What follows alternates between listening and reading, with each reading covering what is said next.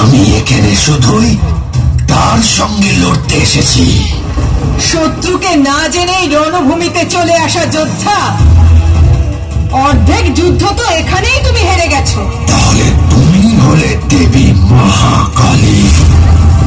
ওরা আমায় তোমার বিষয়ে সঠিক কথাই বলেছে। তুমি কোনো সাধারণ নারী নয়।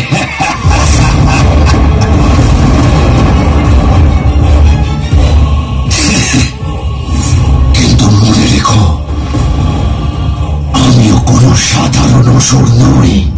আমি হলাম রক্তবীজ। কেবল আমার সাথে লড়তে এসেছে, আর মৃত্যুর পূর্বে এটাই ওর অন্তিম ইচ্ছা, যাকে পূর্ণ করা আমার ধর্ম। এটা ছেড়ে দাও দেবী। এর চেয়ে আরো শক্তিশালী কোন অস্ত্র তুলে নাও।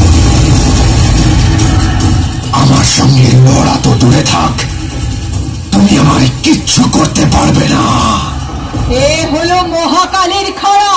এ না কাউকে নিরস্ত্র করার জন্য, আর না কাউকে হারানোর জন্য। এ কেবল সংহারের জন্য তৈরি।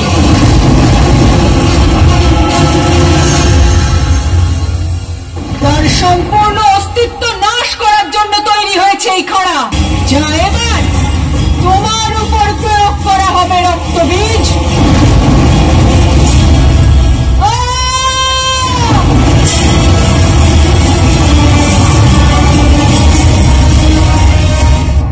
বলেছিলাম না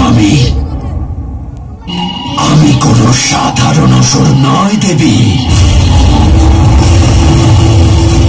বরদান প্রাপ্ত আমি নিজের রক্ত থেকে আবার পুনর্জন্ম নিতে পারি। আমার রক্তের প্রতিটি বিন্দু থেকে আমি পুনর্জন্ম নিই। এসো, এগিয়ে এসো, মারো আমার।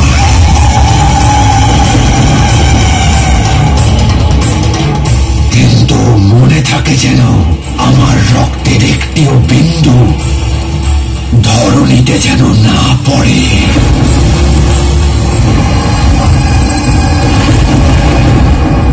রক্তবীজের রক্তের একটা ফোঁটাও এবার মহাকালী কোনোভাবেই মাটিতে পড়তে দেবে না।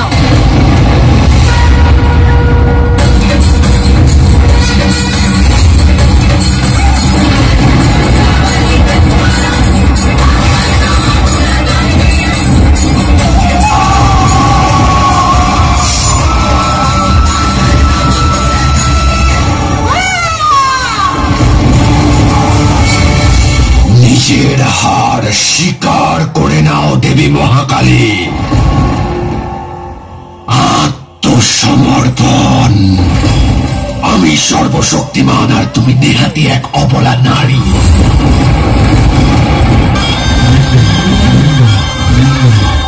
যদি তুমি আমাদের সবাইকে মেরে ফেলো, তাহলেও আমার রক্তের প্রবাহকে তুমি আটকাতে পারবে না। আমার রক্তের বিন্দু পৃথিবীতে পড়লেই তখনই রক্তবীজের এক নতুন সেনা পুনঃ জন্ম নেবে। তুমি ব্যর্থ প্রয়াস করছো দেবী। যে প্রয়াস তুমি করতে চাইছো সেটা এক নারীর পক্ষে অসম্ভব। এখনো পর্যন্ত তুমি স্ত্রী শক্তিকে বুঝে উঠতে পারোনি। নারী অবলা নয়। নারীর মধ্যে এমন শক্তি থাকে যার রক্ত থেকে সে নতুন জীবনের জন্ম দেয়, নিজের সন্তানকে সৃষ্টি করে। আর সেই শক্তিও আছে যাতে তোর মতো সশস্ত্র রক্তবীজের সংহারও করতে পারে, আর তার রক্তকে বন্ধ করতে পারে।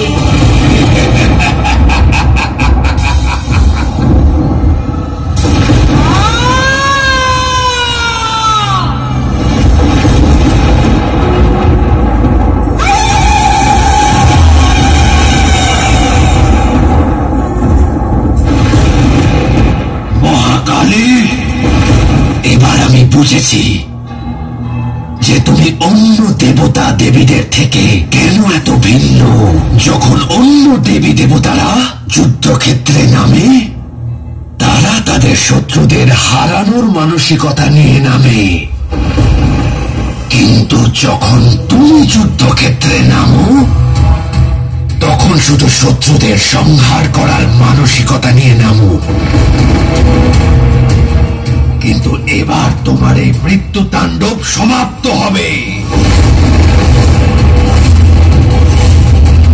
এই রক্তবীজ তোমাকে পরাজিত করবে আর দেখাবে এই পৃথিবীকে কখনো কোনো নারী পুরুষের সমকক্ষ হতে পারে না। নারীর শক্তি পুরুষের থেকে অধিক হতে পারে না। যাও আর বুঝিয়ে দাও ওই মহাকালীকে যে ওই রক্তবীজের সঙ্গে যুদ্ধ করে জীবনে কত বড় ভুল করেছে।